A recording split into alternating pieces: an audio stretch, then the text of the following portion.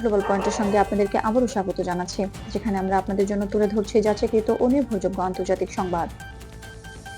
13 বছর ধরে সম্পূর্ণ গোপন রাখা হয়েছিল এমন দাবিকে ঘিরে সম্প্রতি আলোচনায় এসেছে রাশিয়ার একটি পানির নিচে চলা প্রযুক্তি।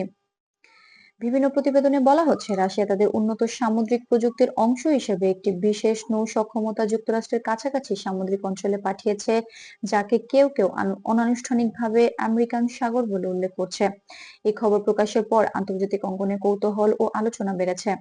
তবে বিশ্বস্ত সংবাদ মাধ্যম রয়টার্স, বিবিসি এবং অ্যাসোসিয়েটেড প্রেসের তথ্য অনুযায়ী এখানে কোনো নতুন সাগরের বিষয় নয়, মূলত আটলান্টিক মহাসাগর বা ক্যারিবিয়ান অঞ্চলের জলসীমায় রাশিয়ার নৌযান ও সাবমেরিন সংশ্লিষ্ট উপস্থিতিকে এভাবে বর্ণনা করা হয়েছে।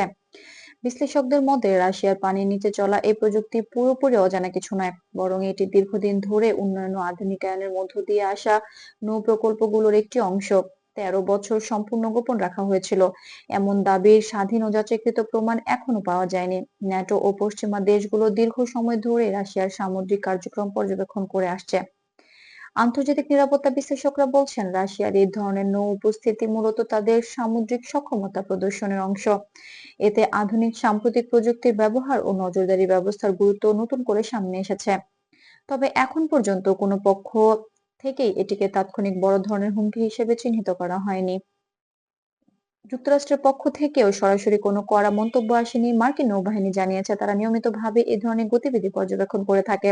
ন্যাটোর বক্তব্যও প্রায় একই, এ ধরনের পরিস্থিতি নতুন নয়, তবে পরিস্থিতির ওপর নজর রাখা হচ্ছে। 2024 এবং 2025 সালে বিশ্বজুড়ে সামুদ্রিক নিরাপত্তা ও নৌ-প্রযুক্তি নিয়ে আলোচনা আরো সক্রিয় হয়েছে। বড় শক্তিগুলো তাদের নৌ সক্ষমতা প্রদর্শনের পাশাপাশি কূটনৈতিক বার্তাও দিতে চাচ্ছে বলে মনে করছেন বিশ্লেষকরা। সব মিলে বলা যায়, রাশিয়ার পানির নিচে চলা প্রযুক্তি ঘিরে যে রহস্য তৈরি হয়েছে তার অনেকটাই তথ্যের ঘাটতি ও ব্যাখ্যার ভিন্নতার কারণে। যাচাইকৃত তথ্য অনুযায়ী এটি কোনো হঠাৎ বা সম্পূর্ণ অজানা ঘটনা নয়, বরং চলমান সামুদ্রিক পরিস্থিতি, উপস্থিতি ও প্রযুক্তিগত উন্নয়নের একটি অংশ। পরিস্থিতি কোন দিকে যাবে তা নির্ভর করছে আন্তর্জাতিক পর্যবেক্ষণ ও কূটনৈতিক যোগাযোগের ওপর। গ্লোবাল পয়েন্টের পক্ষ থেকে আমরা আপনাদের আশ্বস্ত করছি, এই বিষয়ে নতুন কোনো যাচাইকৃত তথ্য সামনে এলে সবার আগে আপনাদেরকে জানানো হবে। গ্লোবাল পয়েন্টের সঙ্গেই থাকুন। ভিডিওটি ভালো লাগলে লাইক দিন, মতামত জানান এবং নির্ভরযোগ্য বিশ্ব সংবাদ পেতে গ্লোবাল পয়েন্টের চ্যানেলটি সাবস্ক্রাইব করতে ভুলবেন না।